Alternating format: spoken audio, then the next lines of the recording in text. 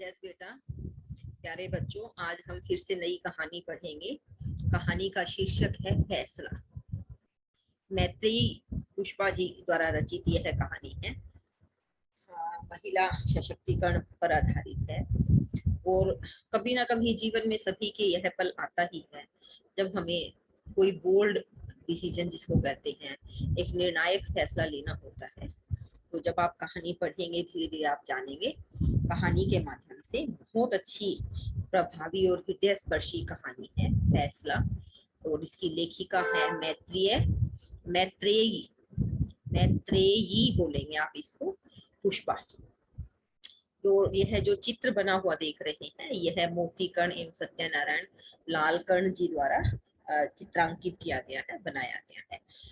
यह सिर्फ आपको जस्ट बताने के लिए है। कहानी का नाम और जो इसकी लेखिका है इसके बारे में आपने अच्छे से याद रखना है और जानना है। फैसला, मैत्री पुष्पा जी द्वारा।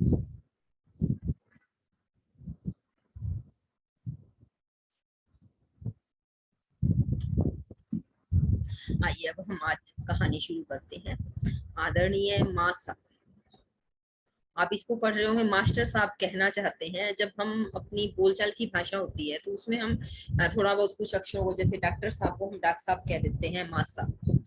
सादर प्रणाम। शायद आपने सुन लिया हो, चुनाव परिणाम घोषित हो गया। आज मैं भी चकित रह गई, जैसे अपनी जीत के दिन कभी सोचा न था कि प्रधान पद के लिए चुनी जा सकूंगी।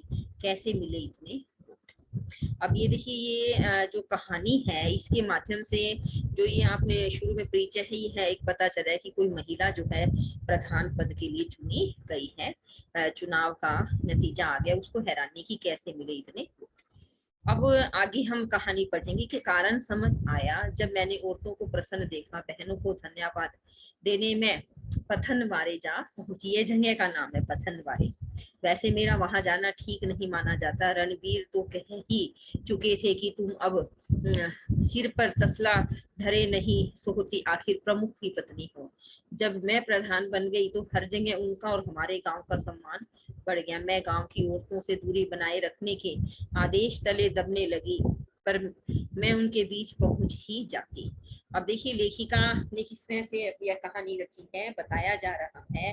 कारण समझ में आ गया। कहते कि मुझे इतने वोट कैसे मिले, मैं जीत कैसे गई। अब मुझे ये बात समझ में आ चुकी है कि किस तरह से मैं उनका धन्यवाद देने वहां पहुंची। लेखिका कहती है कि मेरा वहां जाना जो है ठीक नहीं माना जाता था। रणवीर, जहां तक मैं समझ रही हूँ उनके पति होंगे, कि अब तुम सिर पर तसला धरे नहीं सोती, सोहती घर से सुहाती नहीं हो, अच्छी नहीं लगती हो। और कहते कि आखिर प्रमुख की पत्नी हो। जब मैं प्रधान बन गई तो हर जगह उनका और हमारे गांव का सम्मान बढ़ गया। मैं गांव की औरतों से दूरी बनाए रखने के आदेश तले दबने लगी, कि मुझे ये आदेश दिया जाने लगा कि मैं गांव की औरतों से दूरी बनाऊं, पर मैं उनके बीच पहुंच ही जाती थी। इसूरिया के बारे में मैंने आपको बताया था। हम दोनों गांव में एक ही दिन ब्याह कर आए थे। शर्माना उनका उसका स्वभाव नहीं। एक दिन बकरियां हाँकते हुए पथनवारे में आ गई। ओ बसुमतिया, ओ फिर मुखनी, सब हंस पड़ी। झमक कर बोली, प्रधान हो गई, चलो सुख हो गया। ए सब जनी सुनो, बरोबरी का जमाना है। अब मर्द मारे तो आ जाना बसुमती के डिंग, करवा देना जेहिर। ओ बसुमतिया, रणवीरा की तरह अन्याय तो न करेगी।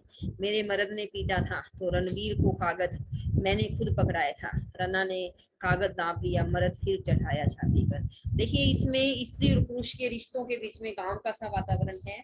और उसमें यह मुख्य जो बातें हैं वो ये है कि भाई मुश्किल से जो वो कहते हैं कि स्त्री और पुरुष में जो बराबरी का दर्जा है दोनों है तो वो होना चाहिए, लेकिन नहीं होता। और अब कहते हैं कि मर्द जो है स्त्री पर चढ़ता है, कहते कि हम उसकी रपट लिखवा दे, झेल करा दे, वो प्रधान हो गई है। तो कहते कि इस तरह की बातें आपस में जो है मैत्री पुष्पा कहती है कि जब मैं प्रधान पद पर चुनी गई थी तो जो गांव की महिलाएं हैं, कुछ बसुमती और वो जो है दोनों साथ ब्याह करके आई थी, तो आपस में बातचीत कर रही हैं। सूर्या ने बाहें उखाड़ दी, जगह जगह खरोचों के निशान थे। उसके मुंह मुरझा गए। सुन लो रणवीर, एक दिन चाखी पीसेगा और हमारी वसुमती राज करेगी, सूर्या कहती चली गई। इस तरह से वो कुछ बातों को याद करिए, कुछ बातें बता रही है। सुबह सवेरे चूल्हा जलाकर मैंने तवा रखा ही था कि आवाज आई, बसुमती वो बसुमतियां ईसूरिया थी। तेरी सो बसुमती, पंच तेरी प्रतीक्षा में चौतरे पे बैठे हैं। सब खुशी से खिल रही थी। सभा में जाने लगी तो औरतें घरों से झांकने लगी, यह देखने कि मैं घूंघट डाले हूँ या नहीं। कहते कि भाई जब एक महिला जो है प्रधान के पद पर चुनी गई है, तो जो गांव की महिलाएं थी वो बहुत खुश है। उनकी आवाज, उनके अंदर एक हौसला आ गया कि अब उन्हें अन्याय सहन करना नहीं पड़ेगा।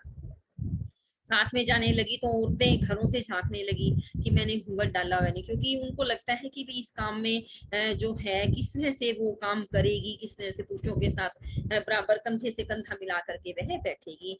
माथे तक साड़ी का किनारा, न घूंघट था न खुला। चबूतरे के नजदीक पहुंचते ही रणवीर लपक कर पहुंच गए। कठोर आवाज में बोले, कहाँ?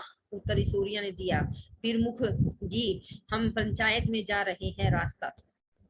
जब रणवीर ने उससे पूछा कि कठोर आवाज में कहाँ चली, तो ईसूरिया ने जवाब दे दिया कि मैं जो है प्रमुख को प्रमुख जी लिखा है, मैं पंचायत जा रही हूँ, रास्ता दो। वे मुझे से बोले, चलो घर चलो। तुम ईसूरिया मुंह बाए देखती रही, मैं झुलस गई, सारी उमंग मर गई। विवश ईसूरिया भी मेरे पीछे पीछे लौट गई। जरा सोचिए, अगर आप प्रधान होती और आपके पति आपको पंचायत में न जाने देते तो आप क्या करती। इस तरह से जो ये है कहानी है, लेखिका ने किस तरह से लिखी है कि हर स्त्री यह बात सोच सके कि वह अपने जीवन में जब इस तरह की समस्या आती है कि वह किसी पद पर चयनित हो चुकी है और उसके बाद उसका पति उसको रोके, तो उसे क्या करना चाहिए। ईसूरिया बड़बड़ाती रही, लो हद हो गई, बहुमतियां प्रधान और राज करे रणवीर, प्रधानी से इन्हें अब क्या अपनी प्रमुखी संभाले। घुटन भर गई मेरे सीने में, माँ साहब मेरी आत्मा में कीचें चुभती रह गई। अब आपने इतना पढ़ा है, इससे यह आपको बात समझ में आ ही गई होगी कि जो मैत्रेय पुष्पा ने यह रचना लिखी है, कहानी लिखी है, जो इसका स्टाइल है वो एक पत्र की तरह से है। वह अपनी कहानी किसी को पत्र के माध्यम से बता रही है। इसमें आप देखिए थोड़ा थोड़े से गैप के बाद छोटी छोटी चीजें लिखी गई है। रणवीर ने लौटकर खूब समझाया, पंचायती चबूतरे पर बैठती तुम शोभा देती, लाज लिहाज मत उतारो। उस दिन के बाद पंचायती चबूतरे से बुलावे आते रहे। देहरी उलांगते ही कोई बरजने लगता, पता नहीं मुझ में ही हिम्मत नहीं थी। उत्तर मन में उबलता भड़ास होठों तक आती, फिर दूध के झाग सा बैठ जाता विरोध। अब क्या कहती है कि जो है उस दिन के बाद पंचायती चबूतरे से बुलावे आते रहे, देहरी उलांगते ही कोई बरजने लगता। लेखिका कहती है कि जब मैं वहां जा रही हूँ, मुझ पर इस तरह से बरसने लगे, तो अब जैसे घर से बाहर कदम रखते वक्त भी मेरा मन जो है दुख पाने लगता। पता नहीं मुझ में ही हिम्मत नहीं थी। उत्तर मन में उबलता भड़ास होठों तक आती, फिर दूध के झाग सा बैठ जाता। कहते गुस्सा बहुत आता था, लगता बोल दूं, पर मैं जो है इस तरह से जो है भड़ास निकालना चाहती हूँ, लेकिन मेरे अंदर विरोध जो था वो बैठ सा जाता था, मैं कर नहीं पाती थी। जरा सोची, बसुमती की तरह अपने गांव की पंचायत की प्रधान कोई भी महिला बन सकती है क्या? आप बनना चाहेंगी क्या? आपके गांव की महिलाएं पंचायत की बैठक में भाग लेती हैं? आपकी ग्राम पंचायत की कितनी सदस्य महिलाएं हैं? जो ये कहानी लिखी गई है, अगर कोई भी लड़की जो है ग्राम पंचायत से जुड़ी हुई है, तो मतलब गांव से आती है, तो उन्हें यह चीजें नोट करनी चाहिए किस तरह से समाज में परिवर्तन आ रहा है या आने की जरूरत है। यह इस कहानी का उद्देश्य है कि माँ साहब मैंने कई दिनों तक सोचा था, दस्तखत नहीं करूंगी, करने दो मन माने। रणवीर रजिस्टर लिए चारपाई पर बैठे थे, कई बार पुकार चुके थे। आखिर उनके झल्ला जाने पर मैं उनके पास जा खड़ी हुई कि जो भी मान लो प्रधान के पद पर है, तो उसे जो काम करने होते हैं वो इसी तरह से करने होते हैं। वहाँ उसके साइन भी, सिग्नेचर भी करने, हस्ताक्षर जिसे हम कहते हैं, करने पड़ते हैं। तो वो कहती है कि भी मैं बहुत सोचती थी कि दस्तखत नहीं करूंगी, जो रणवीर मनमानी करते हैं। ठीक है, वो रजिस्टर ले लिया, चारपाई पर बैठे हैं, कई बार पुकार चुके हैं। आखिर जब बहुत गुस्सा किया तो उनके पास जाकर खड़ी हुई। रणवीर वह मुंह खोले देखते रह गए। मजूर आए थे मेरे पास, उनकी गारा पत्थर ढुलाई की मजूरी अभी तक। गांव की औरतें ताना देती है कि भली हुई तुम प्रधान, अपने द्वार पर ही पक्का खर्चा करा लिया, अपनी गली ही पत्थरों से जड़ ली। हमसे क्या बैर था बहन, जो कीचड़ में ही छोड़ दिया। देखिए एक व्यंग लिखा है कि जब भी कोई किसी पद पर चयनित हो जाता है, जैसे कि वो महिला हो गई लेकिन उसका पति जो है उसे उस कार्यों में भाग लेने नहीं देता, और खुद जो है आप कह सकते हैं प्रधान बना हुआ है। और इसमें ये दिखा रहे हैं कि जो पद पर आ जाता है वह सिर्फ अपना और अपने घर वालों का भला करता है, कि अंधा बांटे रेवड़ी अपने अपने को दे दे। कहावत है कि सिर्फ हम अपना भला करते हैं, जो सामाजिक कार्य है, जो समाज की गांव की जरूरत उसको नहीं करते। कितने अच्छे ढंग से जो है वह कह रही है बसुमती की मजदूर मेरे पास आए थे, उनकी जो मजदूरी है अब तक नहीं मिली, और गांव की औरतें ये यहाँ तक ताना देती कि अपना ही घर पक्का करा लिया, अपने घर के आसपास सड़क बनवा ली, हमसे क्या बैर था जो कीचड़ में छोड़ दिया। मतलब वो कहते कि तुम्हारे को जीतने में तो हमने मदद की और अब तुम हमारा भला भी नहीं कर रही हो। जरा सोचिए, ग्राम के निवासी होने के नाते आपको पंचायत के पंचों या प्रधान से गांव के विकास कार्यों पर ध्यान आकर्षित करने और प्रगति के बारे में जानने का अधिकार। हर व्यक्ति जो है ग्राम पंचायत से, मतलब जो भी नेता है उन्हें आम जनता बनाती है, उसके बाद वो ठाठ करते हैं और आम जनता पिसती रहती है। यह हमारे समाज का लोकतंत्र, यह हमारा लोकतंत्र, ऐसा नहीं होना चाहिए। जो भी नेता बने, जो नेतृत्व करता है, उसकी यह जिम्मेदारी है कि खुद के सुख से पहले आम जनता के सुख के बारे में सोचे। यह इस कहानी के माध्यम से मैत्रेय पुष्पा जो है यह एक उद्देश्य रखना चाह रही है। यह एक जो समस्या है समाज की उसको उजागर करके उसका समाधान प्रस्तुत करने की कोशिश करिए। कौन कहेगा कि प्रमुख का गांव है, गड्ढों में पानी, मच्छर, कूड़ा करकट, कुछ भी तो नहीं हुआ। जवाहर रोजगार योजना के पैसे से मैं कहती चलेगी, गांव की औरतें कह रही थी, या तुम ये औरतें कब से बोलने लगी, हमसे तो कभी किसी ने कुछ नहीं पूछा और तुमसे इतने सवाल। रणवीर की भाषा बड़ी तीखी थी, कांपते हाथों से मैंने चुपचाप लिख दिया, बसुमती देवी दस्तखत।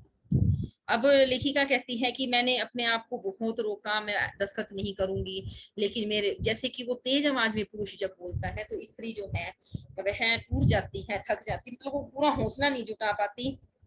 देखो उसने क्या बात लिखी है कि गांव की औरतें कह रही है, तुम कह रही हो, उसे शक होता है, कहती कि ये औरतें कब से बोलने लगी, हमसे तो किसी ने पूछा, तुमसे इतने सवाल क्यों पूछ रही है।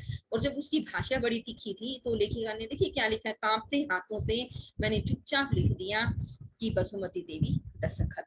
इस रुपए को जिस दिन लाई थी उसी दिन गांव के लिए चमचमाते स्कूल, पक्की गलियों, रोजगार और न जाने क्या क्या सपने साधे थे। मेरी ही 6 अक्षर के दस्तखत ने सपनों के घरोंदे को कण कण आहत कर डाला। अब वो कहती है कि जिस दिन यह प्रधान बनी थी, यह ग्राम के विकास के लिए मुझे पैसा मिला था, तो मुझे ऐसा लगा था कि जैसे गांव में चमचमाते स्कूल, पक्की गलियां, रोजगार और बहुत सारे सपने संजोए थे। कहते कि एक आध इंसान ऐसा होता है जो सही मायने में विकास करना चाहता है, जो अपने सुख की नहीं जो है आम जन के सुख की कामना करता है, लेकिन कहीं ना कहीं किसी ना किसी रूप में उसकी आवाज को दबा दिया जाता है। तो आप ये देखिए कि प्रत्यक्ष जो हम समाज में देखते हैं, गांव में देखते हैं, जिस चीज को हम फेस करते हैं, उसको इन्होंने बड़े अच्छे ढंग से बिल्कुल साधारण सरलता से जो है प्रस्तुत किया है कि अगर आप गांव की प्रधान होती तो क्या विकास के पैसे का दुरुपयोग होने देती, आप बसुमती की जगह होती तो क्या करती। देखिए हर बात थोड़ी थोड़ी बात है, उसके बाद फिर लेखिका अपनी बात को रख रही है। कुछ दिन बाद एक वृद्धा ने किवाड़ आ खटखटाया, ओ बेटा बसुमती, मैं पोर में आ गई। बूढ़ी अम्मा पाँव में गिर पड़ी, बेटी लाचारी तो समझ, हमारी जमाई को छुट्टी नहीं मिलेगी, हमारी बेटी हरदेई का फैसला करवा दो। मैं खड़ी खड़ी सुनती रही, बेटी लड़की का दर्द नहीं देखा जाता, बाप तो राक्षस राक्षस का है, राक्षस है, चैन से जीना नहीं बदा हमारे भाग में, कहते कहते उसकी आंखों से आंसू की धार निकली। अब लेखिका कहती है कि एक बार किसी वृद्ध महिला ने मेरे घर का दरवाजा खटखटाया और वो बाहर की तरफ आई तो पैरों में गिर पड़ी। वो कहती कि बेटी हमारी लाचारी समझ, जमाई को छुट्टी नहीं मिलेगी, मेरी बेटी हरदेई, जो वृद्धा आई है उसकी बेटी का नाम हरदेई है, और उसका फैसला करवा। खड़ी खड़ी सुनती रही, कहती देखा नहीं जा रहा, रोने लगी वो। उस समय न जाने कैसे निर्णय ले डाला कि ठिठके कदम अम्मा के साथ चल पड़े। देवर देववीर रोकता ही रह गया। फैसला करवा कर आई तो मन में अपार संतोष था। पंचायत का चबूतरा मंदिर सा लग रहा था। उस रात रणवीर की बातों का जहर मुझे सिर से पांव तक नहला गया। अब लेखिका कहते कि मुझे नहीं पता कि वो महिला बूढ़ी महिला जो आई थी, जो आंसुओं की धार से बहने लगी तो रोने लगी, और उसके बाद कहती है कि न जाने कैसे निर्णय ले डाला। ठिठके कदम जो है डरे डरे से थे, लेकिन मैं अम्मा के साथ चली गई। मेरा जो देवर था देववीर रोकता रह गया, मैं फैसला करवा के ही आई, और मेरे मन में बहुत बहुत संतोष था कि आज मैं जो किसी के हक में फैसला करवा करके आई हूँ। और कहती है कि जो पंचायत का चबूतरा था वह मुझे मंदिर जैसा पवित्र दिखाई दे रहा था। वो लेखिका कहती है कि रणबीर जो उसके पति है, उनकी बातों का जहर मुझे सिर से पांव तक नहला गया। जरा सोचिए, घर की पाबंदियों के बाद भी अपना कर्तव्य निभाने का साहस क्या कर सकती है। आप इस कहानी को पढ़िए और महिला सशक्तिकरण की जो आप कह सकते हैं ना सजीव जो चित्र है वह इसके माध्यम से आप महसूस कर सकते हैं। और इसमें यह भी बताया है कि अगर हम सीखना चाहें, महिलाएं हिम्मत, कोई मर्यादा का उल्लंघन करने की जरूरत नहीं है। अपना जो हम कह सकते हैं ना महिला के जो आप कह सकते हैं स्वाभाविक गुण है वह हमें कभी नहीं छोड़ने चाहिए। जो हमारे अंदर ममता है, त्याग है, साहस का अर्थ यह नहीं कि हम किसी मर्यादा का उल्लंघन करें। साहस का अर्थ यह है कि हम खुद को कमजोर न माने, अपने जो कर्तव्य है पारिवारिक, सामाजिक, जो हमारी मान मर्यादा है, जो हमारी लज्जाशीलता है, व्यवहारिकता है, जो हमारे अंदर त्याग और प्यार की भावना, वो नहीं छोड़नी चाहिए। पर कुछ भी अगर गलत हो रहा है तो जितना संभव है उतना हमें उसका विरोध अवश्य करना चाहिए। अपना स्वाभिमान भी बचा कर रखना चाहिए और दूसरे का अपमान भी नहीं करना चाहिए। हमें जो है कर्तव्य निभाते हुए अपना जो साहस है वह हमें करना चाहिए। यह अब तक जो मैत्रेय पुष्पा जी जो है वो यह बताना चाहती है, कचहरी करने का शौक था तो वकालत पढ़ ली होती, ये नौटंकी कब बंद करोगी बताओ। डर से मेरी घिघी बनने लगी, फिर भी न जाने कैसे शब्द होठों से झड़ पड़े। हर देई गिड़गिड़ा रही थी, काश तुमने उसका फैसला कर दिया होता। तुम तो सब जानते हो, क्यों नहीं छुड़ाते उसे बाप के चुंगल से। अब वो कहती है कि जैसे ही मतलब लेखिका बताती है कि वसुमती प्रधान है, लेकिन मैं प्रधान के पद पर हूँ, लेकिन जैसे ही उसके पति जोर से गुस्से से बोलते हैं उस मेरी घिघी बन जाती है, डर जाती हूँ। महिला को शुरू से डराया और दबाया और धमकाया गया है, फिर भी न जाने कैसे शब्द होठों से झड़ पड़े। हरदेई गिड़गिड़ा रही थी, काश तुमने उसका फैसला कर दिया होता। तुम तो सब जानते हो, क्यों नहीं छुड़ाते उसे बाप के चूड़े से। बेक्रोध से कांपने लगे, कैसा फैसला, जैसा तुम करके आई हो, सुन ले। मजबूरी में खड़ी करनी पड़ी तो मैं दो दो पदवी नहीं रख सकता था। सोचा था पत्नी के भरोसेमंद कौन होगा। अब फिर जो है रणबीर अपनी असलियत दिखा रहे हैं। क्रोध से उनको गुस्सा आ गया, कैसा फैसला, जैसा तुम करके आई हो, कान खोल कर सुन लो कि तुम मजबूरी में खड़ी करना पड़ा, मैं दो दो पदवी नहीं रख सकता। सोचा था पत्नी से भरोसेमंद कौन होगा। भरोसेमंद शब्द कहते हुए उनके चेहरे पर जहरीली हंसी उभर आई जो मेरे कलेजे में धार बनकर उतर गई। लगा सब कुछ छोड़ कहीं चली जाऊं। काश मैं ईसूरिया होती, मान मर्यादा की दीवारों से मुक्त, थोथी परंपराओं से परे। लेखिका कहती है कि मुझे ये लगता था कि किसी तरह की समाज की जो मान मर्यादा है मैं उसको भी छोड़ सकती हूँ, उनसे भी मैं मुक्त होती, सभी तरह की थोथी परंपराओं से मैं दूर होती। तो वो कहती है कि मेरे मन में उस वक्त यह बात आई थी कि मैं भी ईसूरिया जैसी होती। जो उन्होंने मुझे जहरीली हंसी हंसी, जो मुझे ताना मारा, तो वह बात जो है मेरे कलेजे में धार की तरह से उतर गई। वो कहती है मेरा मन यही किया था कि काश मैं उससे दूर होती, काश मैं उससे दूर होती, परंपराओं से मुक्त होती। तो कहती कि सुबह उठी तो करुण स्वर सुनकर घबरा उठी। वीरता है यह तेरी विद्या, खाक है तेरी पढ़ाई, छटपटाती सूर्या की आवाज थी। हरदेई ने कुएं में कूद कर जान दे दी थी। मैं निढाल होकर आंगन में बैठ गई। रात ही रात किसने पंचों का फैसला बदल डाला, किसने रोका उसे अपने पति के संग जाने से। अब लेखिका कहती है कि जैसे ही सुबह सोकर उठी, एक करुण स्वर जो मेरे को मेरे कानों में, मैं घबरा गई थी। मेरी पढ़ाई जो है व्यर्थ है, खाक है तेरी पढ़ाई, छटपटाती हुई स्त्रिया की आवाज थी। हरदेई ने कुएं में कूद कर जान दे दी थी। मैं निढाल हो गई, आंगन में बैठ गई। रात ही रात किसने पंचों का फैसला बदल दिया, किसने रोका उसे अपने पति के संग जाने के लिए।